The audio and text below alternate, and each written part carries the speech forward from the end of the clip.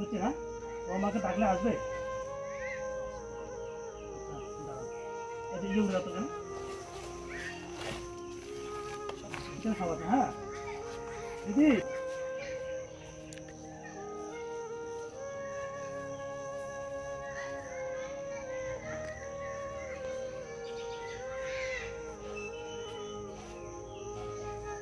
বললাম তখন আমি আসছি না, হ্যাঁ তোমার জন্য নিয়ে আসি, যাবতীয় কথা নিয়ে আসি। আমি বলি কি, আপনি তো খুব কষ্টে আছেন বাচ্চাদের নিয়ে, তো তোমার বাচ্চাদের যদি কোথাও ভালো জায়গায় রাখা যায় পড়াশোনার জন্য, কোনো হোমে বা আশ্রমে, আপনি দেবেন? ওখানে ভালো পড়াশোনা করবে, মানুষ হবে।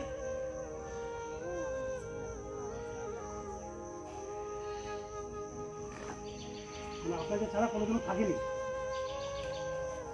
তো এখানে তো আপনি খুবই কষ্টে আছেন, বাচ্চারা দিনের মধ্যে না খেয়ে থাকছে।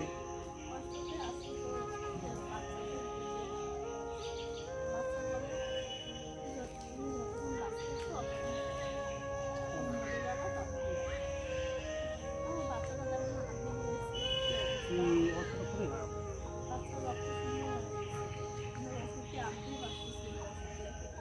মানে ডাক্তার কি ওষুধ লিখে দিয়েছে?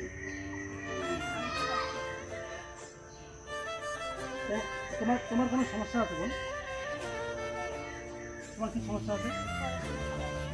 পড়াশোনা করা অসুবিধা না? কথা বলো। তুমি আজ স্কুলে যাওনি কেন?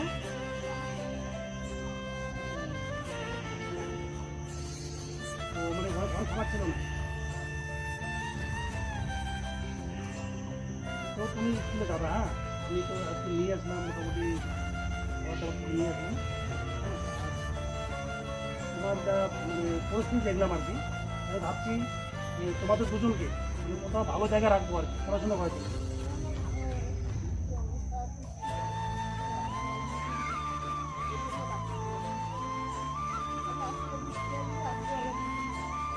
বৃষ্টি আসলে মানে ভিজে ভিজে থাকেন, মানে ঘর পুরো জল পড়ে না?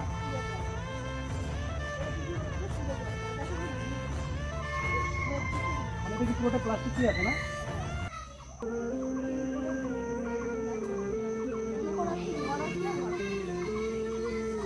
যখন প্রচন্ড বৃষ্টি হয় তখন ভিজে থাকেন।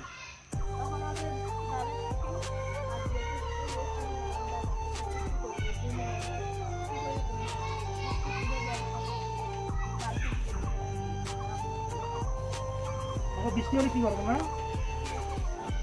হ্যাঁ অনেক কষ্ট করে ভিজে ভিজে থাকো। তোমাকে যদি কোনো ভালো জায়গায় পড়াশোনা করার জন্য রাখা যায়, তুমি যাবা? তো মাকে ছাড়া যাবো না। না আজকে আমি এই যে আপনার জন্য নিয়ে আসলাম, হ্যাঁ এটা দেখেন এখানে সব কিছু আছে। হ্যাঁ তো বন্ধুরা দেখেন, চান্দামারি অঞ্চলে বালাগ্রাম গ্রাম পঞ্চায়েতের একটি গ্রাম, এখানে দিনের পর দিন না খেয়ে দুজন বা তিনজন আর কি মাসও বা ভীষণ কষ্ট পাচ্ছে। মানে এত পরিস্থিতি খারাপ, মানে বলার ভাষা নেই। আজকে খাওয়ার জন্য থেকে স্কুল যেতে পারিনি, মানে মানে সারাদিনে না খেয়েই আছে। আজকে আমি আসলাম, আমি চেষ্টা করবো এটার পাশে থাকার জন্য। আর আপনারা যারা যারা ভিডিওটা দেখছেন, তাহলে একটু শেয়ার করে দিন, প্রতিটা মানুষের কাছে পৌঁছয়। এই অসহায় মা তার দুই সন্তানকে নিয়ে কী কষ্টে আছে, তা না দেখলে বিশ্বাস করা যাবে না।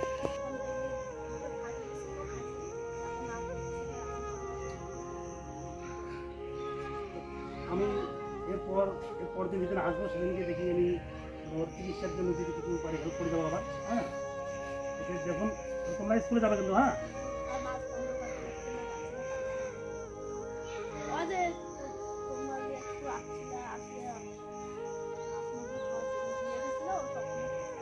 তারপরে তার জন্য খাইনি আর